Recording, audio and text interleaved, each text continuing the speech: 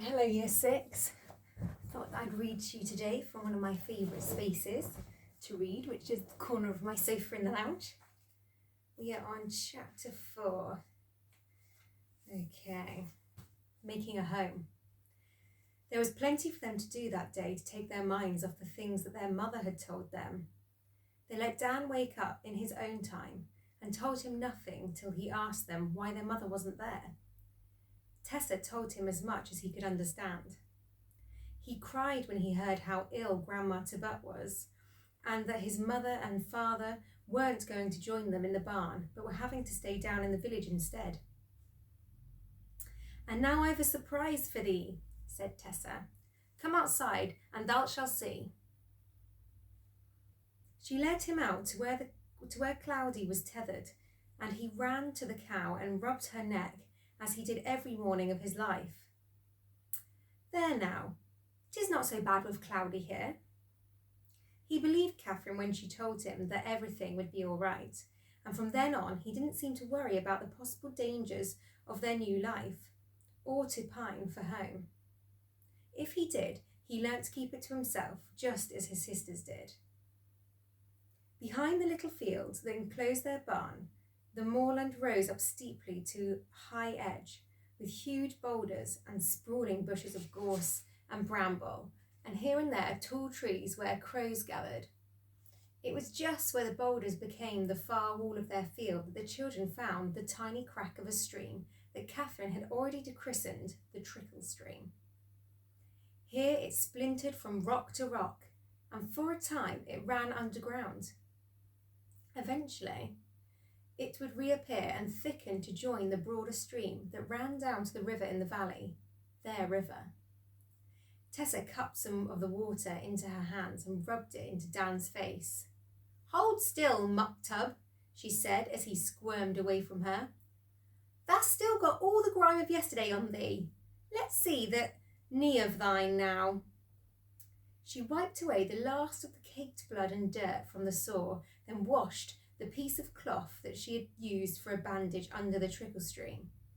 "I'll put it to dry just in case," she said, "but there'll be no need of it, because no one is to have any more sores or hurts again, promise?" "Right, Tessa," promised Dan, who had realised already that he wouldn't get the sort of sympathy from his sisters that he was used to getting with his mother, so would prefer to keep in one piece anyway. He scampered away from them, thrilled with the novelty of playing again after so many weeks of being cooped up in their yard at home. He scrambled over the boulders behind the barn to trace the course of the trickle stream back uphill. Minutes later he came running down to them again, arms stripped with scratches, lips purple, cheeks swollen. Tessa ran to him in alarm. "Now what?" she scolded. He held his hands out to show her his find, fat, sweet blackberries all squashed together in his hot palms. "Where did that get these?" marvelled Catherine.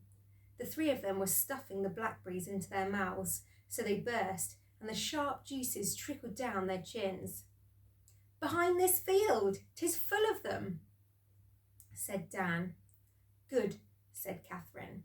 "We'll eat blackberries while they last then, because the apples will keep a long time yet." She had planned that they would eat bread and fruit while the bread lasted, and then start on the cheese and the meats. Most of the vegetables would keep for weeks and could be eaten at any time.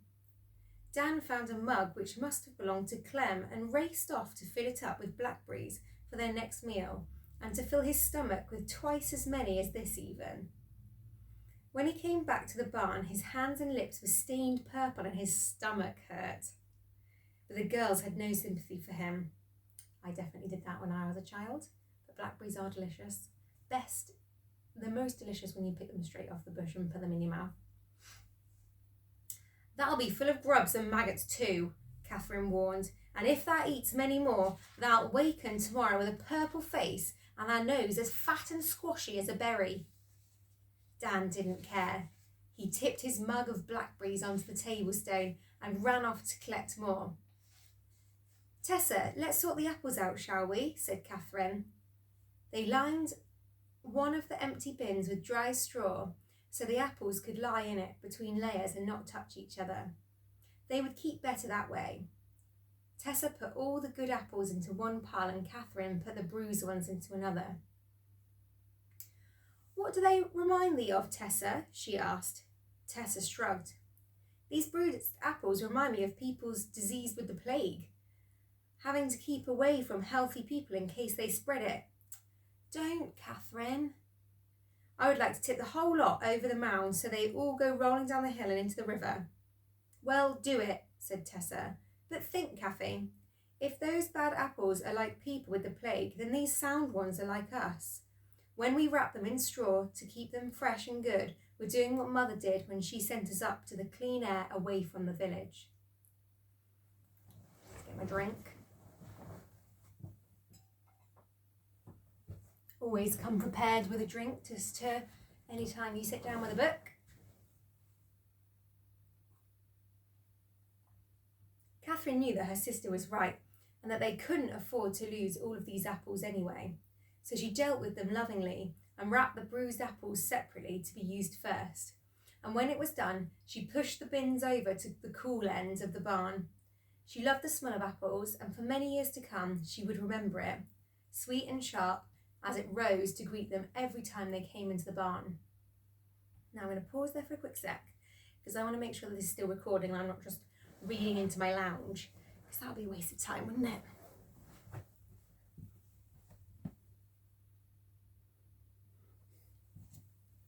Yep, we're still going. Excellent.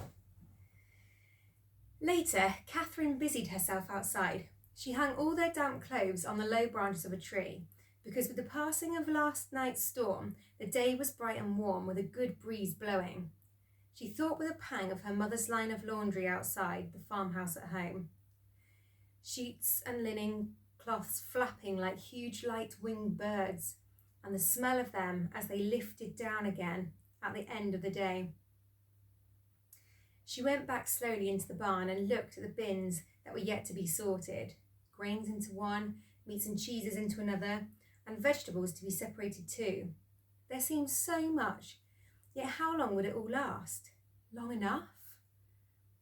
"Catherine, can't that come?" She could hear Tessa and Dan laughing breathlessly outside, and when she joined them it was to find them struggling to bring a huge log over the slope of the field. "Look what last night's wind has brought down," Tessa shouted. "We've dragged it for miles," panted Dan. "Come and help us, Catherine."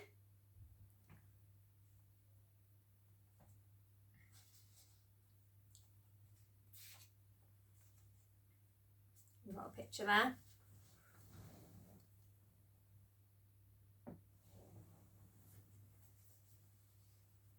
"What's thou want that thing for?" asked Catherine. She felt angry with them because they seemed to be enjoying themselves, and she felt they had no right to be happy. All the work she'd done that morning, and all they could do was play. "We're taking it to the barn," said Tessa. "Help us, Catherine." She beat them to the door and stood with her arm across it as though she was defending the barn with her life. "We want no trees in there." "Yes, we do. We want to sit on it, don't we, Dan?" "But we have straw for sitting on, and plenty of it." Catherine was laughing in spite of herself at Dan's attempts to ram her with his end of the log. "Then we must have a log for sitting and thinking on." "Oh, yes, say yes, Catherine, 'tis such a nice log." Catherine had agreed that it was a nice log. "See, it even has a bulge at one end that looks like a cat. 'Tis a right good log for any house." So Catherine gave in and even helped them, still protesting, to push the log up against the wall of the barn, close to the table stone. Tessa and Dan both sat on it and tried to look comfortable. "Ah, 'tis good," sighed Dan, stretching out his legs as he had seen his father do after a long day in the fields. He drew back his sore knee and began to pick bits off the scab, as though this was exactly what the log had been brought in for. "'Tis right good, this." "We can sit and think on here when we've spent the day busy working," Tessa said. "Come, Catherine, try it." Catherine perched herself between the two of them. "'Tis a good thinking log," she agreed, But it must not be used for thinking sad thoughts. When that happens, we must do as Mother said and be busy. Be busy. And thee scabby little boy, she added suddenly, jerking out her elbow so that it knocked Dan off his end of the thinking log, can fetch us some of those berries thou picked, and some bread and water from the trickle stream, and we'll feast. The feast was little enough, though Mother's bread was still good to eat, and sweet with malt, but it put off for a little longer the task that was still to be done, and which lay like a weight of sadness just outside the door where it had been left that morning. It was a job that had to be seen, however much they dreaded it. They must unpack the bundle that Mother had dragged up the hill for them. It would contain things from home. It would contain memories. "Come on," said Catherine at last. "'Tis best we do it now." They were careful not to touch any of the bundle with their hands. They managed to loosen the knot of the rope with twigs that they broke from their thinking log, and then to draw back the folds of the blanket and lay them flat. Now they could handle the contents. There were some smaller rugs and Cloudy's milking pail. Inside the pail was a jug and some bowls, a lantern, many candles, and a slate. Wrapped in its own cloth was the family Bible. Many evenings would be spent at that table stone, with Tessa and Catherine carefully reading from the Bible, and teaching Dan his letters from it to copy down on the slate. And that was all. There was precious little, after all, to remind them of home, though in time to come they would notice where the edge of one of the rugs had been carefully patched and mended by their mother, and when they came across certain stories in the Bible, they would hear again the sound of their father's voice and see his rough hands nursing the book as he bent towards the firelight at home to read from it.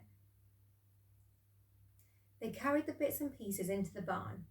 Catherine put the lantern and the stock of candles onto the table stone. "These candles are precious," she told Dan. "Think, if the flame goes out, how could we light it again?" "We would sit in darkness, and this barn would never be a home to us then. We must never, never let the candle blow out or burn right down." Dan, round-eyed and solemn, promised never to let the precious flame go out. Even he understood that the light and warmth from the candle had turned the dark, damp barn into something like home. Just going to do another recording check.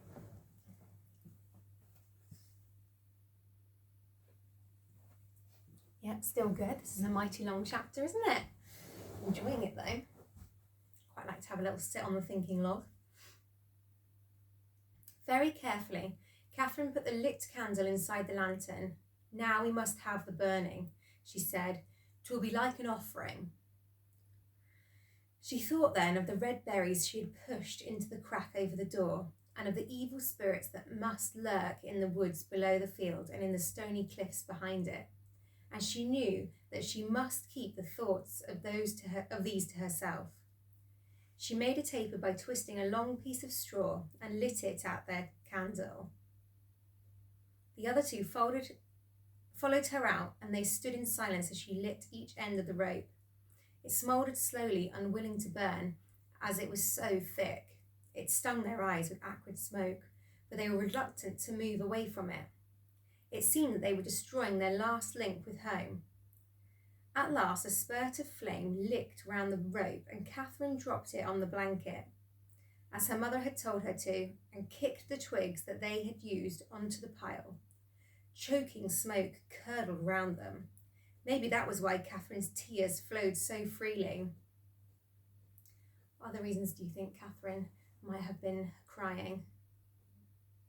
I can think of a few. "What a sin to burn a good blanket like that," moaned Tessa in Grandma Tibbott's voice, trying to make her sister smile. "It makes my old heart grieve." It was Dan who broke her out of her sad mood, though. The feast seemed long ago, and he suddenly realised how hungry he was. "We can make a cooking fire here," he said. "Let's cook some potatoes on it." He found some small stones to wall in the coil of rope and the burning blanket, and the girls, pleased to have something to do again at last, found dry twigs and sticks, piled into the sheep pen at the back of the barn. Dan carried 3 potatoes from the bin and washed them at the trickle stream, and then he put them inside the fire with stones, holding them in like a little oven. He had seen Clem do this and had shared such a meal with him, breaking through the blackened skin and scooping out the sweet mush inside. What drink are you drinking while you're listening to me? I hope something delicious like hot chocolate, though I am partial to a squash, and water is very good for you. They piled the sticks round it, and soon the bonfire blazed. It was wonderful to feel the heat of it on their faces and arms, and to hear the rush and crack of the flames on the dry wood. And Tessa still had her favourite job to do. "Come, Cloudy," she said, "'tis our time." She found a small boulder to squat on and fetched the milking pail, and then brought the cow over to the spot. She pulled at the udders till the spurt of creamy milk started and became a steady jet. Twist and pull, till our good pail be brimming full. She leaned her head on Cloudy's side and gently sang the song she always sang to her, and it seemed to her that everything was all right after all. When the pail was full, she led Cloudy back to crop the sweet grass by her tree, and brought the jug and bowls out of the barn, along with the linen straining cloth that her mother had sent up. Carefully she poured the milk through the cloth into the jug. The milk frothed and it sloshed from the pail, and was as warm as her skin where it splashed her.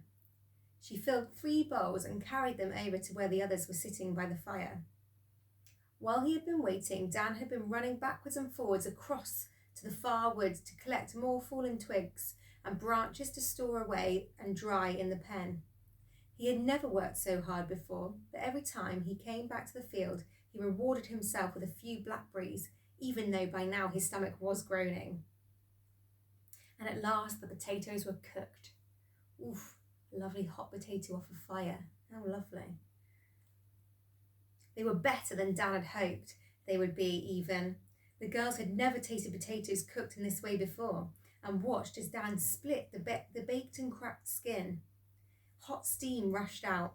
Inside the skin, the potato was soft and sweet, and as creamy as Cloudy's milk. Dan looked at his sisters expectantly as they sucked out their first mouthful. "Oh, hot!" gasped Tessa. "But good?" "Aye, right good. We will tell Mother to cook them this way." It was the first year that they had grown potatoes, as they were new to this part of England. They seemed a strange vegetable, and Catherine's heart had sunk when she saw so many of them in with all the turnips and the other roots.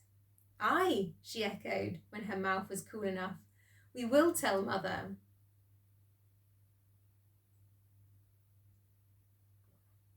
The fire was settling down, logs crumbling into ashes, small flames purring. They could hear Cloudy chomping contentedly by her tree. Already the light was dimmer, the sun growing pale and watery. "'Tis hard for me to think that we've been here a whole day," said Tessa. "This morning all I wanted to do was lie in the straw and cry, but I've been too busy to find time to do it." "Good," said Catherine. "It must always be like that. If any one of us looks sad, they must be given work to do." Dan groaned. "But not tomorrow, Cathy. Tomorrow I want to play. I think I've had enough of being busy." "Thou can look for more blackberries. Thou likes doing that." "I don't think I like blackberries as much as I used to." Oh, I wonder why Dan's saying that.